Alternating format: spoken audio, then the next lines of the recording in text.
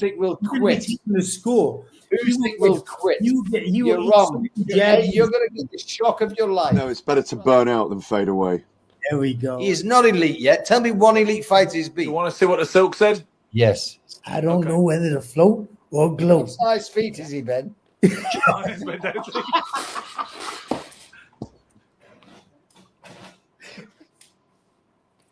Hello and welcome to Sugar, Silk and Stretch, probably the best boxing podcast in the world. My name's Ben Doughty and I'm delighted to be joined this evening by super slick, super middleweight contender, Anthony Sims Jr., aka The Magician. How's it going?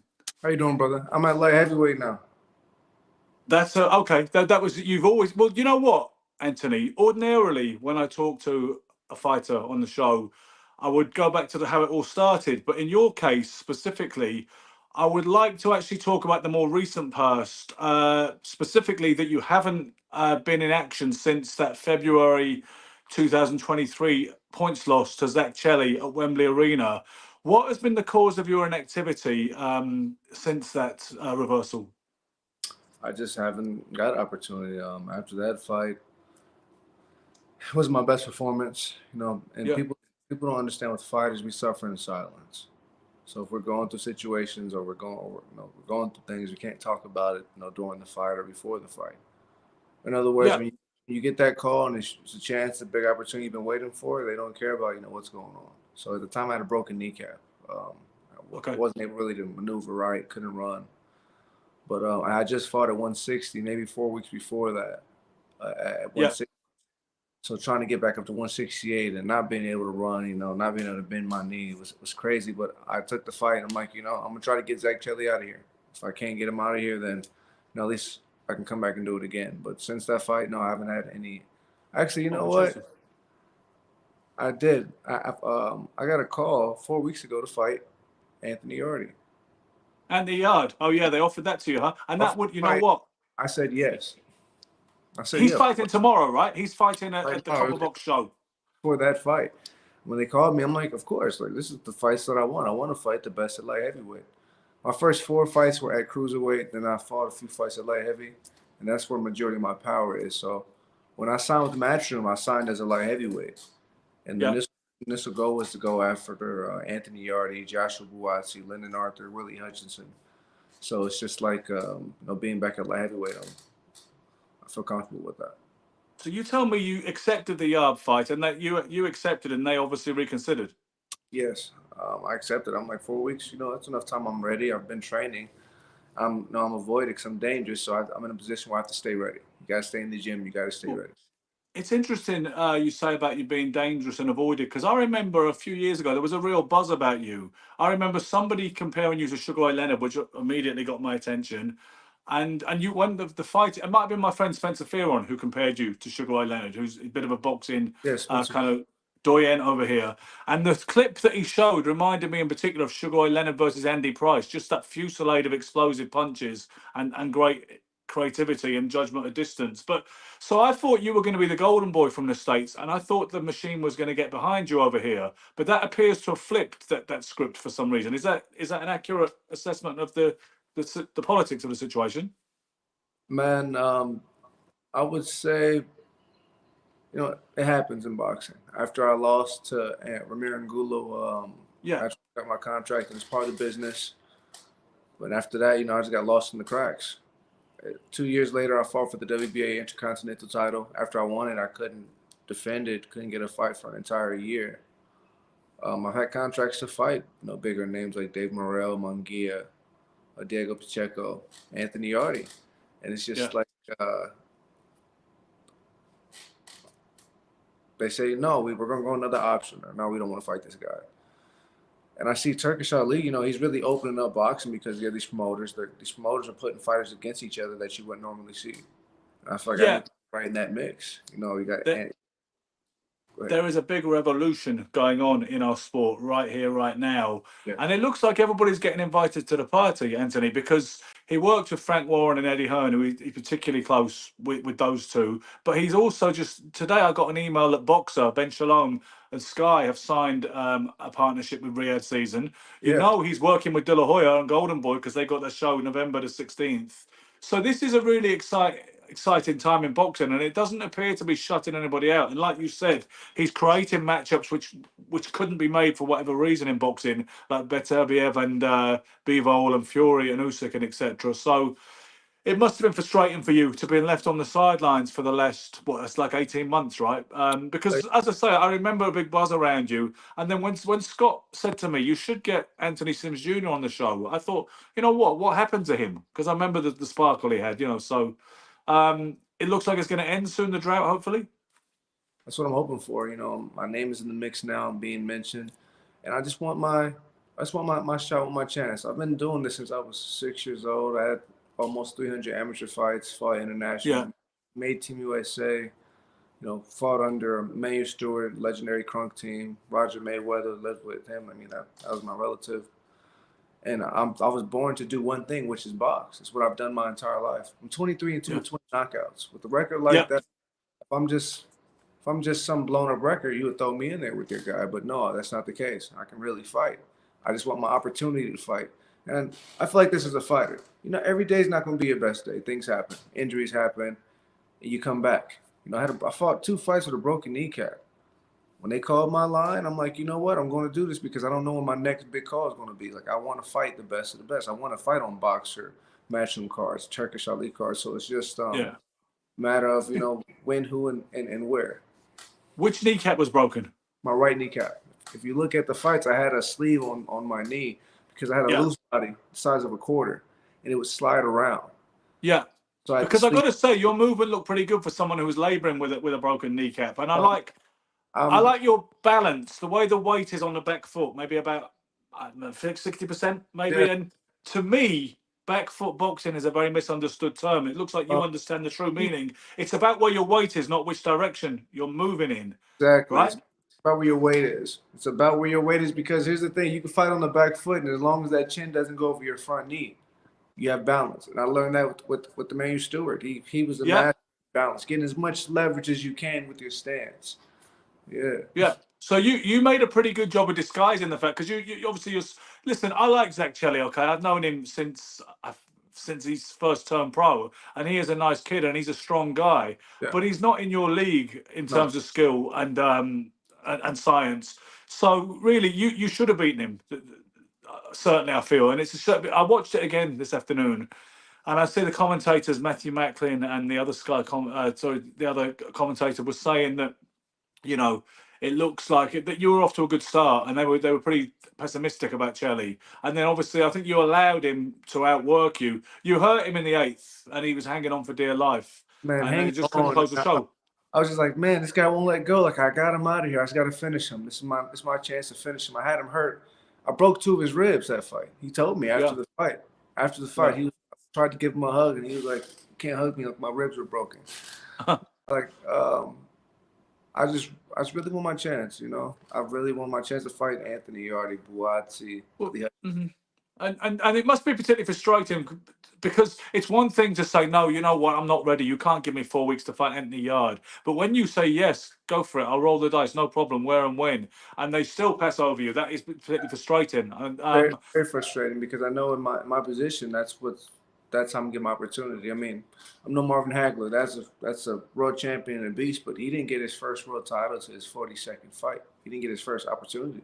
No, and then he got slightly shafted, in most people's opinion, with the draw. Because this is the thing, Marvin didn't even win the undisputed middleweight championship of the world until his 50th fight. And he had a whole career. Do you know, it's funny, Anthony, some people say, people who want to knock Marvin, and they're not at a premium, thankfully, but they'll say, oh, he made his biggest kind of scalps against guys who were moving up, smaller guys who were moving up. But what they don't realize, he defeated a who's who of that middleweight division before he even got to the title, I mean, if you say some of the names alone, Benny Briscoe, Roberto Duran, Gerardo Martin. Is it how you say Gerardo? Is it Gerardo? Marcus Geraldo. Marcus Geraldo. Talking about a long, linky beast. These monsters that these fighters have to slay that people don't even speak of. I don't think that the fighters today could deal with these fighters because these fighters come with such a variety of weapons. Unlike, compared to fighters of today. Well, let's talk about the early days because my ears pricked up when you said you had somewhere in the region of 300 amateur fights, because I understand that BoxRec have got very incomplete amateur I databases have as it two past. stands. Yes, some of them say, like, I look up a fighter today and they said his record is 15 fights with 7 losses, but it's listed for about 4 or 5 fighters I looked up, so I don't think it's accurate. No, I mean they and to be fair, I'm glad they're doing amateur records and they're building while they can, and that's a work in progress. But the thing is, obviously, you had a whole lot more than that, and you say you started at 6 years old in the gym, yeah? Yes, sir. So in Indiana or America, Yeah, I think you can't legally fight maybe till like you're 9 years of age. So I did a yeah. lot of exhibition fights that didn't even count. Gym smokers and stuff, Yeah, they call them, right? smokers, gym smokers. My first fight was at 47 pounds. Yeah. And I fought at 50 pounds like the next few times. Yeah, I was doing You know what? exhibition. I'm trying to think, 'cause I had my first amateur bout in England when I was 11, because we couldn't box till we Yeah. were 11 legally, and we didn't have gym shows. I weighed 4 stone 10, so in American money, that's what it's 4 times 14 plus 10. So I was heavier than you were. Oh, Yeah, but so the most, such as the database on BoxRec is, for your amateur career, I noticed the most noticeable name amongst your scalps as an amateur is Marcus Brown. yeah, Marcus Brown. I fought him in the Olympic trials. Yeah, that was the Olympic trials for 2012 for London? Or Yeah, for 2012 London. So that year, I'm the youngest in the history of Olympic trials to medal. I medaled at 16. So I yeah. won the junior worlds, and I turned around and fought in the men's, and I knocked out everybody, 4 people except for him. I couldn't finish Marcus Brown. Yeah, and which club in the States were you boxing for, and which city were you boxing out of at that time? Kronk. Out of Kronk, yeah. And who was taking care of most of the coaching duties for you, as well So as the national team? at 15 and 16, I was in between Roger Mayweather's house and Emmanuel Stewart's basement. So when Yeah, Emmanuel Stewart was there, I would train with him, but most of the time it was with Sugar Hill. yeah. And with Sugar Hill, with like the understudy, right? Who's obviously works with Tyson Fury now, because but I noticed it's interesting you say you used to work with Manny Stewart, because I remarked on your pad work that you'd uploaded to Instagram the other day, and what I noticed is your current coach is holding one pad here for the Yeah. straight punches.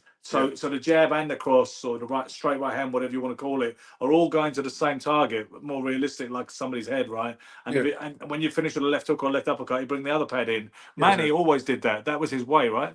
My favorite thing Manny would do is when you really started cracking, Manny would pop his head up and move his head and give you that feeling like, okay, I'm really cracking now. And, Yeah, for sure. You see him do it with Tommy Hearns. yeah, real technician. Tommy Hearns, I mean, McCory brothers, Gerald McClellan, Mike McCulloch. I mean, Hill McKenty was the first guy, right? Phil McKenty, yeah. There's another one. I can't think of his name. They call him Third though. There's another guy, another fighter. You had Oberkar was another Kronk fighter. You had Hill McKenty, Tommy Hearns, Milt McCrory, like you say. There was Mike McCallum, because Mike McCallum, he left in the end because he felt that Tommy was the favourite son, which undoubtedly he was. Yeah. And he wanted to fight Tommy badly. He wanted to fight all of those four kings, right? Body snatcher would have got some of those guys, man. The body snatcher. You think he'd have beat some of them, yeah? I got to train with Mike McCulloch too. When I was a teenager, he was training over at Johnny Tacos. So when I was training with Floyd Sr., I would be sparring with Chris Eubank Jr., and me and Chris Eubank Jr. were both training under Floyd Mayweather Sr. at the time, and Mike McCulloch was coaching both of us. It was great. Are you still friendly with Junior today? Yeah, if I was to see him, I would speak to him, but I haven't seen him in a few years. Haven't been in touch for a while. Well, what was it like training with the Mayweathers, and was there a difference between Floyd Senior's methodology and Rogers' coaching style? Yeah, I feel like Floyd Senior's methods was more about sharpness and snap, and then Roger Mayweather's mindset was more of finding rhythm and always being able to punch. His whole thing was, you don't want to ever be tired. If you're in shape, you can do whatever you need to do. So his whole thing was being in shape and just running numbers, staying busy. But Floyd was more about sharpness and snap and more form, I felt like. What about all that pad work that even today you see old school coaches are arguing with other coaches about the efficacy of the they call it speed pads or whatever, when they're throwing like 300 punches and doing the blocks and rolls and coming back with that, you know. The Mayweathers, they kind of coined that. They appeared to, whether they actually invented it or not, it's associated with them. You know, the advent of that pad work. Floyd always does it when he puts a show on. But did they have you doing that too? Everyone did it, but it's like you have to know what you're doing it for. You're not going to fight like that. No. But it's more of just getting used, getting the rhythm, punches coming at you. People turn it into a show, but if you work it, it can actually be useful. But I say 80% of the people doing it, it's not going to work. I think it really works for guys that's like 130, 140 pounds. No buzzsaw guys got to be fast, like Chocolatito or like Javante. You got to be fast and just always going. But I wouldn't do that like as a heavyweight or a light heavyweight or a super middleweight. Yeah, that's interesting. So you don't think it's of a great deal of value to the bigger guys, the Mayweather, so-called Mayweather pads? No, I mean, for Mayweather, it was great because Mayweather's a 147, 154 pound man. So he can be rolling and pulling. But the heavyweight, I feel like, or a super middleweight or a light heavyweight, you have a lot more to risk. So some of those gestures and moves you may not want to do. You don't want to sit in the pocket always, shoulder roll in a Philly style. Because you could shoulder roll a punch and then break your shoulder, with a heavyweight or a light heavyweight. You see so many people over the last 15 years try to copy that, and sometimes with bad results. So they're trying to copy what they didn't pay attention to was Floyd's feet as well. Floyd's footwork. Floyd's feet and positioning. Positioning is everything. If you look at the different versions of the Philly shell, James Toney's Philly shell, George Ben's Philly shell, Floyd's, it's all different. Whether it's at the end or you got your right hand up and you're catching first, James Toney would have his right hand out almost. One thing Floyd doesn't do, though, that all the Philly shellers do, is Floyd doesn't go into a cross guard. Like Ken Norton and Archie Moore. Yes, he doesn't go. James Toney would go into that, Benny Briscoe, even Marvin Hagler, George Foreman. But Floyd, he stayed right in the pocket. He didn't go outside of that. But and Tim Witherspoon, who's a big advocate of that kind of style, and Tim had a great old trainer called Slim Jim Robinson, who Tim says is an absolute guru and a genius of the sweet science, but never really got the credit he deserves. But Tim's like, you know what? You got to be, the hand should be here when you do the shoulder here and the hand there. Whereas Floyd tends to have it there, right? So he's already blocking the hook. Whereas Tim will he blocked the jab and the right hand with this hand, and then if the hook comes, he block it like so. Only takes a few inches just to move from here to here. So like Crunk, like Manny and Sugar Hill taught to have it right in front of your face. You catch the jab. You need to move it. Well, I see your stance, and your hand position looked a bit like kind of like classic Sugar Ray Leonard as well. I feel. I don't know if you think that. It's like I hear it, but it's just like my style has evolved over the years from being around old school fighters. Like I was. That's what Michael Elijah wanted to know, by the way. He'll get pissed off if I don't ask some questions on his behalf because he couldn't make it tonight, and he wanted to make it tonight. So he sent me like a book of questions to ask you. Now I ain't going to ask them all, but he did say how much of your style is you, and how much of it is what you've seen and been influenced by. I would say all my style is me, because even when you watch something, unless you can put it inside that ring and make it feel like it's your own and feel safe enough doing it, then it's not you. Because as soon as you get cracked, you're going to go back to what you know best.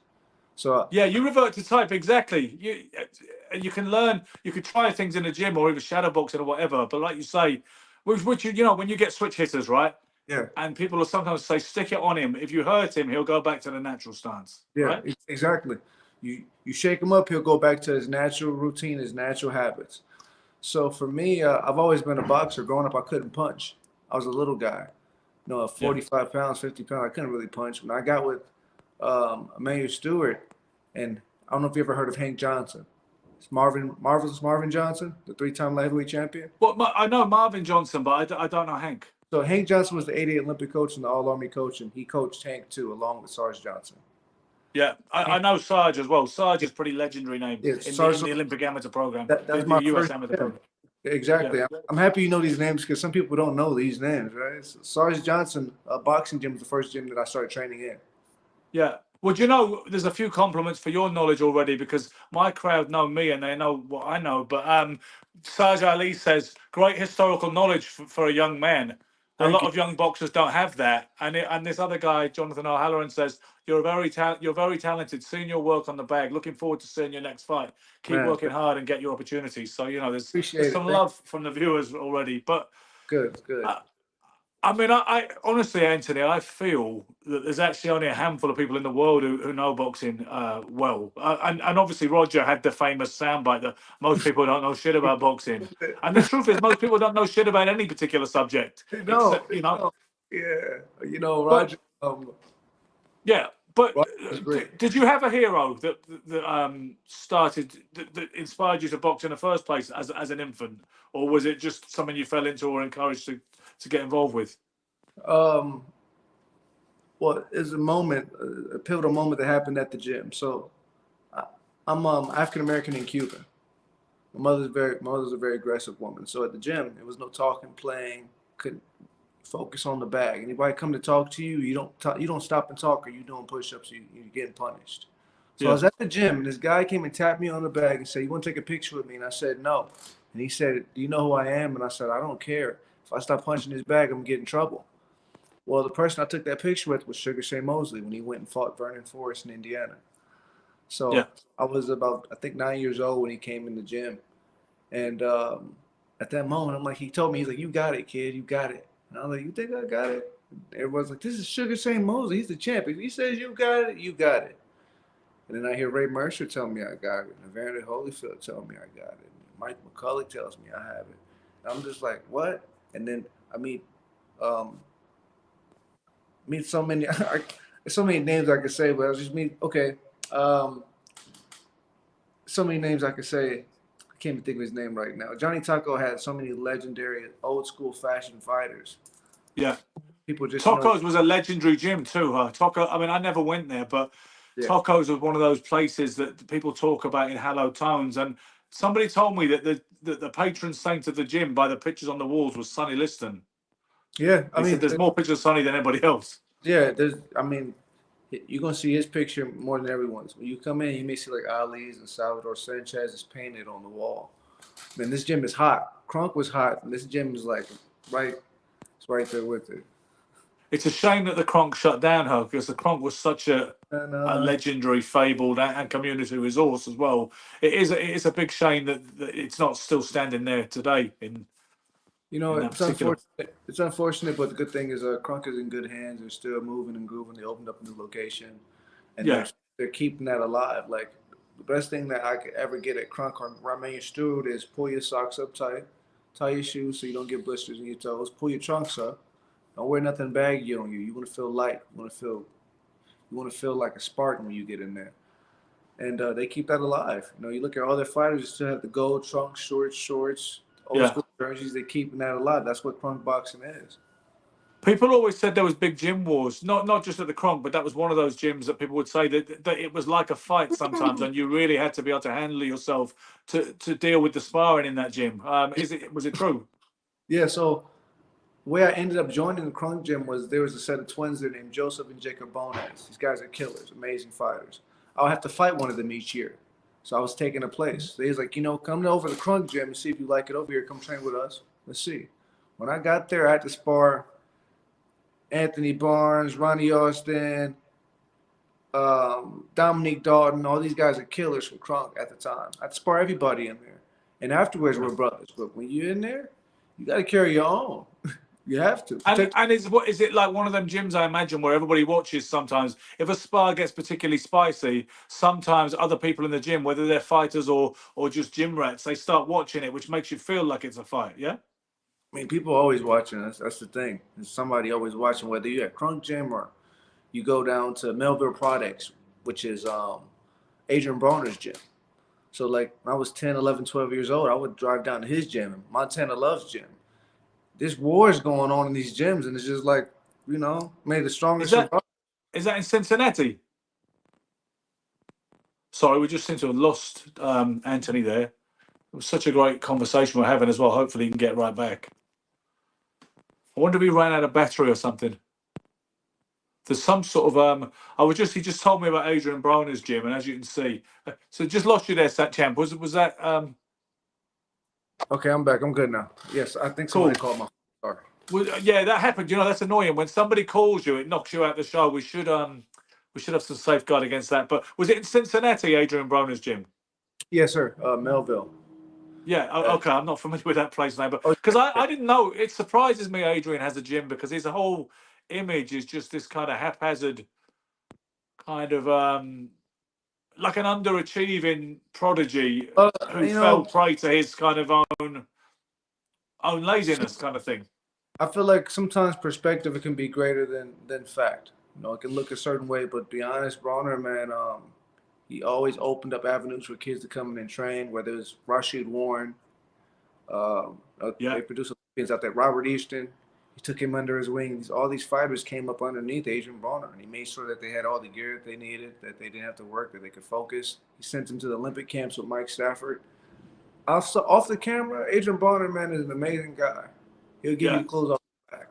So you know what, and that doesn't surprise me. I'll tell you something, Anthony. When you talk about, I run opinionated threads on social media. You know, I've done it for years, and it's worked for me. It's worked for me to do polls amongst boxing fans and get my name out there and whatnot. So I might say, which fighters are your least favourite today, or you know, whether historically or currently, which fighters do you not like? And the guys like Adrian Broner get named all the time, and I don't share the vitriol and hostility people have for guys like Adrian Broner because it doesn't surprise me that he's a really good guy who just plays a pantomime villain. You know what I mean? And it's not offensive what he does anyway. It's clownish, but it's not offensive. You know? This is just the way that he is. You know, everyone comes from different walks of life. Everyone's gonna be themselves, whether you understand it or you don't, or it's taboo to you. You know, to each his own. But off the camera, man, and even as a kid, he always treated me well when he sparred with me. He didn't try to knock me out. He just teach me. Yeah. And good brother. Yeah. For sure. So I think 2012 was when your amateur career finished. When I guess when you medaled in the Olympic trials and took a decision to join the paid ranks. I'm guessing, yes. Yeah. So I ended up signing my first contract with a promoter by the name of Murad Muhammad. I don't know if you heard of him. Yeah, Murad Muhammad. Yeah, he was years ago. I mean, he was involved with Razor Ruddock, I believe. Yes, I think he may have been. I don't think he was involved with Donald Curry. Donald Curry, that was Akbar Muhammad, but I always get confused. But Murad Muhammad is a name I'm familiar with. Yeah. Yes, Murad Muhammad. He went and found Pacquiao in the Philippines. Yeah, exactly. Yeah, so you initially signed with him, right? Yeah, I signed a contract with him, and then I sat for maybe almost 2 years. He couldn't come through for a fight. Things happen as part of the business, whether they can put out or not. You know, it's a contract. So out of the contract, ended up doing a few fights with a local promoter in Ohio. Got to maybe about, I want to say 14, 15-0, signed a contract with Don King. Yeah. Don King, a great guy, just full of stories and energy. Unfortunately, he couldn't give me a fight at the time either. You know, he was waiting for a fight for Romain. Is that because Don King doesn't have the same leverage that he had when he was absolutely in control? I don't want to say that, but it's more of, times change. There's newer, bigger dogs out there. Because Arum, it's interesting, Anthony, but Arum has kept his leverage, hasn't he?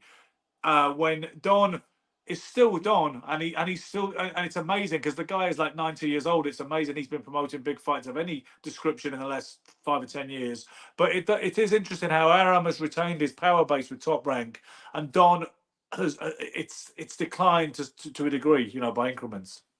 And sometimes, a team is only successful as, the people within it. If you're trying to do it by yourself, then, you're going to get results of someone doing something by themselves. But Top Rank, I mean, you see he's growing now. There's another guy, his name is LaBeouf. Todd LaBeouf, yeah. Todd LaBeouf, so like Top Rank, they're adding new people to the team and they're evolving. That's part of it's infrastructure. Yeah. I mean, it's funny, because some people are saying that Arum is losing the plot a little bit the way that older guys do. I don't know if you saw when Josh Taylor and Jack Catterall had their rematch. Arum had this really amusing rant in the ring when he said, "I saw the fight. That was bullshit. We all saw the fight. I would never allow an American fighter to come here and fight with this British board." Some people were saying it was like somebody's drunk great uncle at a wedding who's been like, "Oh, we've had too many. He's off." But so maybe it is some of these younger guys who are helping keep the show on track. I don't know. I think it's more of when you get older, and I think it should be this way. You should be able to say whatever you want to say. Yeah, you've earned the right. You're still here, and you've done it. You've achieved all that, so you're allowed to just to be outspoken. At his age too, let the man talk. If he really deep down in his heart he feels like that, then he's entitled to feel that way. If he wants to get in there, as much as he's done for boxing, if he want to get in there and said nothing less. Do you know what? So many people don't hold their tongue. So many people don't say what they're feeling because they're worried about the implications for them career-wise, or where it leaves them in a certain kind of pecking order. Whether it's politically advisable for them to sound off. Whereas if you're that old and successful and mature, you can say what you like, and you're that powerful. Then you've got free reign to say if you think a decision was bullshit, then you say so. Yeah, I mean, if you have the power to, but I realize a lot of times you don't want to speak out because if you speak out, then you get frozen out. Yeah. But so after Don King, it proved that you couldn't progress under that particular banner. What was the next move? So I was training with Freddie Roach at the time. My coach, Hank Johnson, had caught pancreas cancer, and Maine Stewart, died in 2016. Yes. So, well, not in 2016. He died in 2012. Sorry, when I was 16. Quite. Yeah, he died around that time. So, after that, I started training with Freddie Roach, and he told me, there's a champion in England that wants to spar with you. I'm like, who? He said George Groves. I'm like, okay, I'll go out there. So I sparred George Groves, man. It was great. 2017 for the Eubank fight, right? Yes, sir. I got him ready for the Eubank fight because I'm like, hey, I used to spar Chris Eubanks. Like, I can give you kind of a look. He throws this crazy uppercut, and if you don't see it coming, it's going to put you on your ass. If you don't see the uppercut, like he learned it from his father. Like, we're talking about the Chris Eubanks senior uppercut where he just looks at you afterwards like this. So I got him ready, and he beat him. I got a phone call afterwards from Matchroom. That's how I ended up signing with Matchroom. And Kell Brook. Kell Brook had saw me working at a gym, and he's like, I'm going to put out the word. Like, don't worry about it. I'm gonna put the word. Yeah. So, shout out to Kell Brook. Yeah. But was Eddie Hearn really high on you in those days? Was he like telling you good things and this is going to happen? And you're going to be a big star, young man? He told me that I was going to be world champion, put me on a straight path to fight Chris Eubanks, Canelo. You just have to fight. Just got to make it through this Angulo guy. And after I lost Angulo, my contract was cut. It's part of the business. At the time, I didn't think I had the best manager because the ball got dropped. I didn't fight again for another 2 years. So talk me through that actually happening. You didn't have the best of nights against Roma Angulo.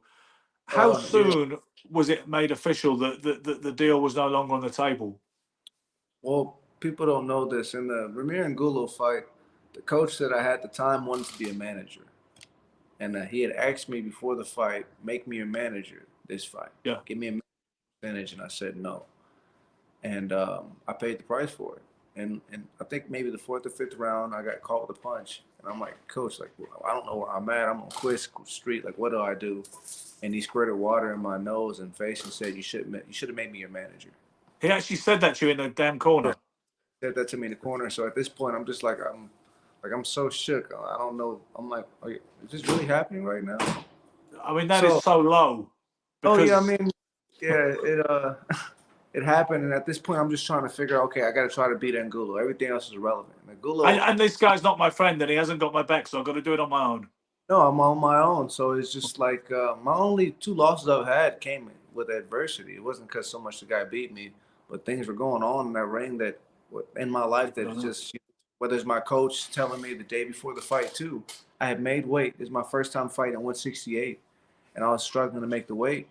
And we told my coach, and he said, tell someone who gives a damn. Seriously. It's my coach's energy because I wouldn't give him a percentage. Because he wanted to be the manager, because in England the manager gets 25% instead of 10%. The trainer tends to get, as a standard rate. Well, he wasn't an English manager; he's an American manager. So we're not under. So what he was going to get 33% if you. I mean, whatever percentage we negotiate on, but I told him I'm not giving him more than the coach's percentage because he's a coach. Yeah. So it's just my 2 defeats have not come so much from what was in front of me, but what I was dealing with. I mean, a broken kneecap. Size of a loose body this size on my knee. I can't bend my knee. Somebody trying to call him again. He'll be back. Interesting guy, I've got to say. Very, very articulate, cool guy. And if you haven't seen him fight, you should check it out because he really is. He's got skills to burn. Sorry, I'm filling in these gaps now. I know it's because I understand what's going on. So, I mean, it is very interesting, Anthony, because like you say, people don't know the backstory. And professional boxing is such a business. As Chris Eubank Sr. said, there are too many skullduggers in this business. I mean, and the boxing business. It's like the hardest part is as a fighter not taking it personal because it's business. You can't take it personal. And a lot of times, you want to because it's personal to you. We're the ones in there risking. So we take it personal, even though it's business at that. So you explained about the coach and his resentment against you, essentially, and the sabotage from the coach. So how soon did Matchroom say, thanks, but no thanks? I think it was right after that fight, and we were supposed to come back and renegotiate, but it never happened. I see. Yeah, and that's the way it often is, isn't it? Sometimes they'll even tell you on the night, don't worry, that's the way things go. Don't worry, you'll be back. And then you just don't hear from them. And sometimes a lot of people in boxing just don't pick up the phone to people again. I mean, Yeah, no, that's position in boxing or when you get in a position where you're high risk, low reward. I have a big fan base in the UK. Yeah, and I think you do, So where do we go from here, Anthony? Because I see you've been calling out Ben Whitaker I believe digging him out, as we'd say in the UK, on your social media of late. I've been saying Ben Whitaker, but I told myself I wouldn't talk about Ben Whitaker anymore because he's a quitter. So I can't expect to ever fight me because I've never quit in my life. No, my two losses, I didn't take a knee. I didn't take the soft way out. So I forgot to talk about real men, like real fighters like Buatsi, Anthony Yardy, Aziz, Willie Hutchinson. Ben Whitaker, that would sound like an interesting fight, like entertaining fight, but unfortunately, I don't think there's no coming back from once you quit like that. And you have no doubt that he quit and took the easier way out. You don't believe he was legitimately injured to an extent which meant he could not have physically continued? I mean, the images, the video, the footage is all right there. The proof's in the pudding. I didn't see any ankle or anything happen. Nothing happened with a back. And I seen this man grab him and look up and flip out the ring. Yeah. Do you think he caused the situation as well? Oh, of course. Of course he did. Because Liam started getting the best of him. Here's the thing. When you fight off solely reflexes, when those reflexes slow down after, let's say, the fourth, fifth, sixth round, if your whole style is based off reflexes and you don't have any form of just how to catch a punch or just take a punch, it's downhill. And we see that with a lot of fighters. If you don't have if you don't have anything outside of reflexes or the experience, you're either gonna get knocked out or stopped. I think it was the difference between a Nassim Hamed, for instance, and a Sugar Ray Leonard or a Salvador Sanchez, that those guys had the great core skills and layers to the game, whereas Naz had the amazing reflexes, flair, and the power. Do you know what I mean? Yeah, it's a mastery of the talent. It's doing this for years and years and years at a high level. And here's the thing, practice doesn't make perfect. Practice makes permanent. Whatever you practice is what you do. So in boxing, if you practice doing things wrong the entire time, when you get on that high stage, that high platform, someone's going to expose it. Do you know what? You sounded like Michael Lasilkalajere right there. He would love that when you said, I thought I was talking to him when you said practice doesn't make perfect, practice makes permanence. I bet you any money Silk will love that. Just so he doesn't say I didn't ask any of his questions and doesn't talk to me for like a week. He also wanted to know where the magician tag came from. Did you call yourself the magician or did somebody bestow it upon you? So I became the magician in the UK. Like that's what made me really magician. But I got the name the first time I was training at Wildcard, and this Armenian guy was like, "The way you move, it's magic." And I'm like, "I don't feel magical though." And he was like, "Think of the things you've been through." And I got to thinking, and I'm like, "Wow, the lifestyle I've had, the background I have with boxing, it's been so up and down, but abracadabra, alakazam, here I am. Like I'm the magician. The only reason I'm here is because of magic. You know, I had Emmanuel Stewart as a coach. He dies. Hank Johnson as a coach. He gets sick with pancreas cancer. Losing my father at the age of 6. Fighting from 6 all the way until now. Getting a record of 23-2 with 20 knockouts. And getting this far by just not giving up and just being consistent. And fighting mental health. Being positive even when I want to feel depression and anxiety and feel low. Like that's what makes me the magician, because I got magic. Yeah. Well, so what is the current setup? Who is coaching you as we speak? Oh, right now, Adam Flores. So Adam Flores and his brother Cecilio, they used to train Lomachenko. He's actually All right. Lomachenko's strength coach, Okay. but he's a throwback heavyweight who's trained with the Cubans. So he's an elusive heavyweight. He had about 15, 16 pro fights. But what I like about him is any coach can be honest, any coach can be transparent. But unless we're seeing the same exact thing, it's useless. Yeah, you've got to see eye to eye, and that's why a great Yeah. coach doesn't always work for a certain fighter. I mean, people always said if like Custamato, let's take an iconic Yeah. example, and you had his three blueprints of Jose Torres, Floyd Patterson, and Mike Tyson, of course. But somebody said a while ago that if they couldn't get along with that peekaboo thing and the upper body movement from the waist, then they had to go somewhere else because it was never going to work for them. D'Amato's coaching and his methodology wasn't going to work for them if they were a different kind of boxer. You know what I mean? No, people don't understand the greatest coaches, they don't train you based off what they know. They train you based off what you can physically do. They look at your Yeah. attributes, your reach, your height, what's your strengths, what's your weaknesses, and we work from there. That's why I think you should be wary of a trainer that's got such a regimented view of things and how things should be done. You must have had it over the years when someone said, no, you don't do that. I've heard coaches say you don't lead with a hook or you don't throw a jab to the body and all these kind of things. And obviously, if you understand boxing in all its rich diversity, you can be like, well, you can lead with a hook and you can jab to the body. Or some Exactly. people have even said, don't slip inside of a left jab, right? Because you're exposing yourself to a right hand. But you know as well as I do that it can be devastating to slip inside of a left jab and land a left uppercut or a left hook. But you get coaches who have these limited value bases, right? Yeah, you have these coaches that think that their way is the only way of doing something, or they tell you that's wrong. Absolutely. Yeah. Hey, that's wrong. Don't do it that way. Me, I throw a jab right, I would flick it. Well, Yeah. for a person that doesn't work, but I have reach of 79 inches, like a 6'6" reach. So for me, I Yeah. can flick that from the elbow. Or they'll tell you, you don't lead with a hook. Well, for some people that works. For Bob Roy Foster, Jones, Floyd Patterson. Floyd Patterson, all these left-handed guys, Pinklin Thomas, guys, Yeah. Tyrell Biggs, guys who just had good, crazy left hands. So, Do you know what the big thing in the UK is? They, as soon as you turn pro, whatever style you were as amateur, as soon as you turn pro, they say stop bouncing, don't bounce. That's the big thing amongst a lot of British professional coaches, which I'm not. I mean, I get the fact they're saying you need to sit on your shots a bit more and you need to conserve your energy perhaps a bit more. But Tony Jeffries, the Olympic bronze medalist, said he should never listen to those pro coaches. He should have continued with his amateur style that worked, a bit like Dimitri Bivol has continued with his amateur style. yeah, And he said, I should have just conditioned myself to fight 12 3-minute rounds the same way I fought in the amateurs. there's so many ways you can move in that ring besides being steady. I say being steady or flat feet or dead feet. That's easy to do. Anyone can stand right there. But to be constantly moving, or Pernell Whitaker would say tick tock. Yes. Every tick, every tock, you got to be on the move. So you Bivol, believe he in fight- rhythm, right? You believe in rhythm, yes? I believe in rhythm, but here's the thing: depending on what you look like and what your ethnicity is, your rhythm may be different. So, like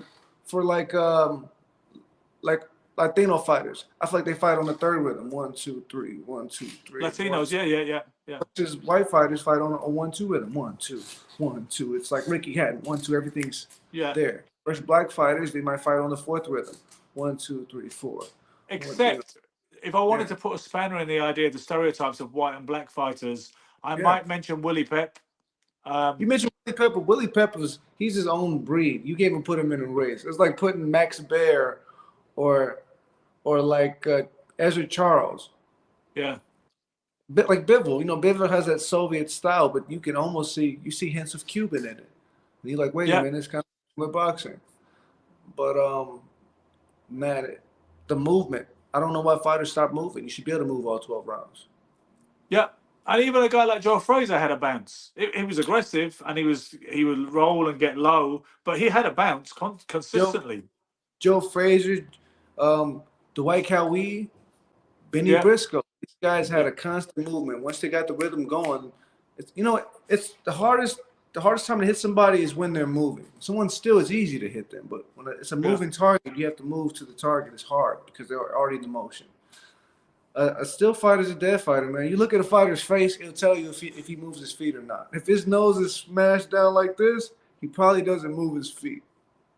Well, you know what? And I feel like, I mean, I don't want to make this about me because this is about you, but I did have 38 amateur fights, and I do have a pretty flat nose, distinctively so. But I was a mover. You know what I mean? That was more my kind of approach to it. So I feel like I'm sort of embarrassed to fit that stereotype in a way. But no, you see, you have one more type of stereotype. You have the Nicolino Lokis too. yes, he would. Yeah, exactly. Nicolino So Loki. Yeah. Don't get me twisted. If I see the nose, you're right. A lot of times I tell them I think you can't move, but prove me wrong. That's what I hope for guys to do. Get in that ring and prove me wrong every time. Let me see you move. That was the cool thing about Loche, was that he looked like a barrel-chested barroom brawler. You'd expect him to fight like Juan Roldan, and he smoked and everything. Yeah, he had that kind of whole kind of playboy sort of thing, and he was absolutely poetry in motion when you saw him in the ring, which was a real, that was obviously, like you say, the prove me wrong factor. Yeah, Roger Mayweather used to say, I first moved in with Roger Mayweather when I was 13, and he used to tell me, I don't care what you do, where you go, you come in this gym at 5 o'clock, and whatever you do outside this gym, don't let it affect what you do in this gym. If it does, then stop doing it. So I mean, at 13, 14 years old, I was like a little grown man, but Las Vegas, was it? Las Vegas. Yeah, I was doing an online school, and then I would bounce back and go to from 14, 15, 16, and in 13. I was going back and forth to Detroit. It was crazy. So who signed off on that? Did you have both parents growing up? No, so I lost my father at the age of 6. Okay. My mother put me on online school for maybe like my first 3 years, so I can be able to go and travel because. She gave you her blessing to move around and to be coached by some of these great trainers. I wouldn't call it a blessing. It's just like it's what you're doing. It's not a blessing like, hey, it's okay, you want to do this. No, it's like, it's what you're doing. You're not about to be here. You go and you chase boxing. This is the place you're going to do. You're not like everybody else, so you're not going to do things like everybody else. So when I see these guys fighting on TV and they just started boxing, or they just signed a light heavyweight who just started boxing, I put my entire life into this. I know I've been fighting since I was a child. Like, I know I'm supposed to be there. So it's just like it really hits a spot, I can see that, and I'm very. Before tonight, I knew you were a talented guy who had some serious moves, who was getting the buzz around him at one point, and then that died down a little bit. Now you've gained a convert to the cult of Anthony Sims Jr. now, where whatever little bit of influence I have in the UK, I'll do my best to try and reignite things for you, because I get the impression if somebody cut you down the middle, they just find more boxing. I mean, that's all that lives in me is boxing. Really, we're going to go back to the early 1900s and Black Murderers Row, where these fighters are so dangerous. Charlie Burley and Sam Langford. Lloyd Marshall. Some like killers. It's just it's like that old school boxing. If no one doesn't share it, it dies. Do you know what? And it's delightful to talk to a young. How old are you, Anthony? 29. 29. Okay, so see that seems young to me now. When I was 29, I felt like I was nearly dead, because I was nearly 30. But trust me, like now I'm in my 50s, so 29 seems so young now. And it's delightful to talk to a young fighter who is so well versed in the history of boxing, like you say, with guys like Charlie Burley and Holman Williams and Lloyd Marshall. Because Charlie Burley, there's a great holy grail around him, because even though with Harry Greb there's no footage at all, okay, so that people get into that whole argument. Some people base it on they're not going to judge what they haven't seen. With Burley, you're probably aware there is a priceless tiny bit of footage of him versus Oakland Billy Smith. There's enough footage to see what kind of style he had, and he was very like yourself, similar balance, weight on the back foot, right? He was. But they said that some people said Ray Robinson avoided him. I don't believe that's true, having looked into it a little more deeply. I don't think the fight made sense. Certainly not for Robinson at the time when it was mooted. But Archie Moore said he was the greatest fighter he ever saw or fought or anything. They said, who was the greatest fighter you ever shared a ring with? And Archie Moore said it was a guy named Charlie Burley who put me down, won over 10 rounds. He said, and he just had balance like you wouldn't believe. Watching Charlie Burley, you'll see elusive movements where you pull fighters past him, pull back. He's ahead of his time. But I don't think that Sugar Robinson was scared of Charlie Burley. I think it was more of a, why fight each other when we're already fighting? just for civil rights or just to ability, just to be able to use the restroom, go drink water somewhere. You're a great fighter. I'm a great fighter. We're not going to go and try to kill each other because that's what fighters were doing back then. Some of these fights, I know how they walked away. There's a guy that Sugar Ray Robinson fought. He fought him twice. These guys nothing but just pure muscles. I want to say Basilio. Basilio? Huh? Not Basilio. No, he might have been from the UK. There was a guy. Go on. Who? He's a black fighter. A black fighter that Robinson fought twice. Tommy Bell? No, he gave Sugar Ray Robinson some problems, though. No, who's the guy that knocked down Archie Moore a couple times? Archie Moore never won in a fight. It was a bloodbath. Yvonne Durrell. Yes. Now, that fight, I thought that George Foreman versus Ron Lyle was vicious, but that fight was vicious. And like you said, I mean, boxing's still hard, let's face it, but it was more brutal back then. And when you get a guy like Ray Robinson, some people look at Ray Robinson if they read about him and they think he's going to be a slickster like a Roy Jones or something, or even a Pernell Whitaker. He was a different animal to that. His fights are more savage. He was more of an offensive fighter. The Silk doesn't think he's the greatest fighter of all time, by the way. He says because he thinks he got hit too much. But people say to me when you analyze that situation, they say he wouldn't have got paid unless he was willing to have a bit of a row back in those days, and he was willing to exchange and trade because the fans, that's what they very much expected in the 1940s and 50s. You know what I mean? Do you hold the view that Sugar Ray Robinson is the #1 pound for pound greatest fighter in history? Probably name with your hand a number of fighters who can knock somebody out going backwards. That's an art form that's hard to do, let alone a boxer puncher. Sugar Ray Robinson is the first of nobody else is going to ever fight like Sugar Ray Robinson again. For him to be that elusive, Muhammad Ali, Sugar Ray Leonard, that type of movement, but how dangerous he was. And for him to get hit and take punches well, he had one of the greatest chins, I feel like, in boxing too. You can't ignore that fact. Well, it's unbelievable. He only got stopped the once in those 202 fights, and when he got stopped, as you all know, it was more of a grueling situation with the heat when he fought Joey Maxim. I mean, I know Joey Maxim says there weren't no refrigerator in my corner either, but he was the bigger guy, that night at the Polo Grounds, and that's the only time Ray Robinson never saw the final bell. I feel like he's out of his prime. He's past his prime. A lot like a lot of these older fighters now. Speaking of primes. Roberto Duran's probably one of the only guys I've seen that like people thought he was done, and he just came back and amazed everybody. After he got knocked out by Tommy Hearns, everybody probably thought he was done, and for him to come back and just who he beat, Aaron Barkley. Aaron Barkley, beautiful fight. That's one of my favorite fights to watch because it's just a clinic, and it's like you say, it is such a clinic of artistic boxing. By a guy that's just got so much knowledge. That's what he said to Barkley, I believe, at the weigh-in. He said, "Yes, you are bigger than me. Yes, you are stronger than me, but I know more than you." And that's beautiful, I mean, talking about a guy who's what, 5'7", 5'6", 5'8". He's not a big guy. Short arms. Roberto Duran was using his mind to make up for the reach, to make up for the size. I mean, him pulling his hand position and his inside wrestling. Roberto Duran is my top 5. Yeah, and I don't know if you've seen it. I know lots of British boxing fans have seen it, but there's a video on YouTube. What you say? Are you going to ask me? I seen him spar Nigel Benn. No, so you already got it. There you go. Of course you have. Of course you have. Go on. It's just, I mean, that's beautiful too, isn't it? That's a wonderful video of. I mean, Roberto Duran could have knocked out Nigel Benn this one move, and he stopped, and I was like. That shows complete grace. When you can knock a guy out, you can get him, but you just bouncing off the ropes, hands down. I've never seen somebody move like that before. Yeah.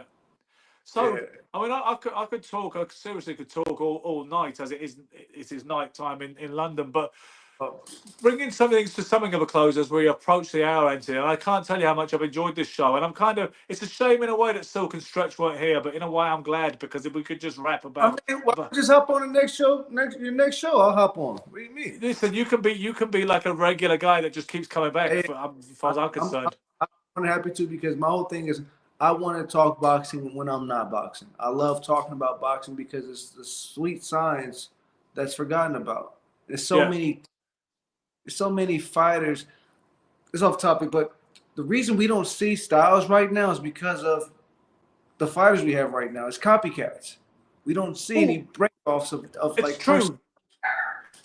We've talked about history. Let's conclude by talking about the current situation. I mean, people talk. I think the pound for pound thing is a little bit of an overrated obsession. But for what it's worth, people talk about Usyk, Inoue, and Crawford, and obviously Dimitri Bivol and Beterbiev, they're regarded as kind of in that mix as well.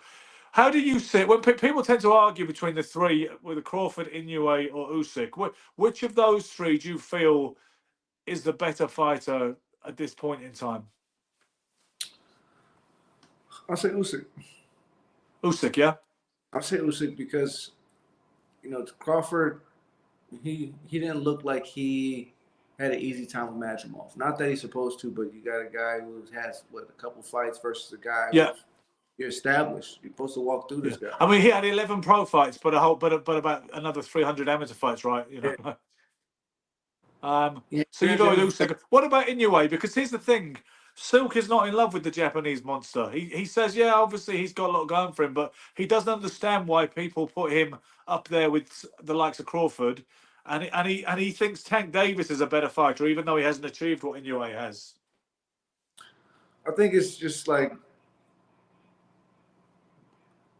as men, we're biased to the little guys because we feel like they don't risk as much as we risk. I think that's what it is.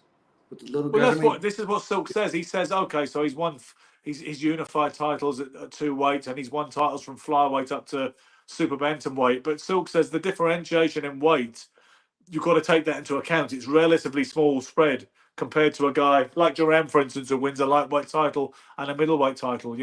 Which is a bigger spread, right? But it's funny you mentioned Adrian Broner. It is a shame for people who have a kind of card in the old school guild. It is a fact that winning 3 world titles, world championships in 3 different weights, used to be a really special feat, only achievable by the immortals like Henry Armstrong and Barney Ross and Wilfred Benitez and Alexis Arguello. And then now you look at it, Adrian Broner is a 4-weight world champion, so is Mikey Garcia. When, with all due respect to both of those guys, they probably shouldn't get into the International Boxing Hall of Fame in the cheap seats, really. You know what I mean? Where do you stand? Do you think some people say the availability of world titles is a good thing because it allows more fighters to make more money and it shares the pot around a bit, whereas other people lament the fact that world titles have been devalued and been diluted to the point where it's lost a lot of its kind of meaning to be a world champion in today's market? This is what time. It takes too long for some of these fights to happen. You talk about the greats, Roberto Duran, Marvin Hagler, Sugar Ray Leonard. They turned around and they fought each other just like that. They didn't wait. They didn't wait till someone's out of time or just waiting. So you can bring Leonard and Hearns fought when they were both scary and young and dangerous, and the bases were loaded for both of them. I mean, Sugar Ray Leonard fought Andy Price. And then he fought Benitez, the youngest. He'd already signed to fight Benitez when he fought Andy Price, and he'd already signed to fight Tommy Hearns when he fought Ayab Kalouli. So, it doesn't happen today. No, it doesn't happen today. These fighters, they wait until someone's out of their prime, or they see him injured, they see him exposed. These guys, they're fighting can you imagine fighting the Beast, Mugabe? Yeah, I wouldn't want to fight a guy like that. He was 26-0 with 26 knockouts when he fought Hagler. 20. Another one. It's a good friend of mine. I love this guy. His name has slipped my mind. He's a small little guy from England, little African guy, and he trains over at Floyd's gym. Cornelius Boza Edwards. Cornelius Boza Edwards. There we go. Thank you. Yeah. It just slipped my mind, but we always laugh because he always had that hand up. He's right-handed and he fought southpaw. And that's how he fought. Yeah. He had great fights with Bazooka Lehman and Bobby Chacon. He had some incredible fights. Bazooka, he make me think of Fuji. Like when Fuji fought Nicolino Loki, it's just like there's so much boxing in the 70s and 80s, this 60s that's forgotten about. No, and look, every time you have a talk show, let me know. I'd love to hop on and talk boxing because this is great. Come on. This is great. And this has been a unique show because usually we've got a guest or we haven't got a guest. And sometimes it's just me and Gary Stretch and Michael Larger, and we've got our 3 egos all bumping up against each other because we all want the floor. This has been just such a cool show because we've talked about you and your career, but because you're an absolute boxing nut like me and you have the knowledge to go with it, we've just let the chips fall where they may. Just in closing, then, what can we do? We're hoping for a big fight and a big opportunity, whether it's on either side of the pond, right? I mean, you seem to be particularly interested in the UK. And at one point, they said you were looking to base yourself here during the Zach Chelly fight. The commentators said that, right? Yeah, I mean, I still want to base myself in the UK. I love walking into a gym and kids losing their mind and just being able to make purpose of what I've accomplished. Having a belt, like it's my WBA Intercontinental title, it's nice. It's a nice accomplishment to have, but it's not as fulfilling as walking into a room and being able to, I say, make someone's day better or give them some game that you got. But I would love to be in the UK. I would love to be out there. I want to fight out there. What you guys can do is keep talking about the magician because they can't deny me. I'm knocking at the door. I'm calling all the right people. I'm talking. I'm pushing the magician every direction I can push it. It's just a matter of who's going to bite. Who wants to fight the magician? Well, you made a believer out of me, and you gained an ally. If I wrap the show up as far as the ladies and gentlemen are concerned, if you want to hang around just so we can say goodbye off camera and maybe exchange a plan about how to put you back where you need to be. Guys, I hope you've enjoyed the show as much as I have. I know you have, Sarge, because you just said spectacular show. Well done, Anthony. A very popular guest, a very knowledgeable guest. He's cool as fuck, and he can fight too. What is not to love? Listen, okay, guys, thank you for tuning in. Please hit the like and subscribe. You know the drill by now. I shouldn't have to tell you. Peace out. Be lucky. Keep punching.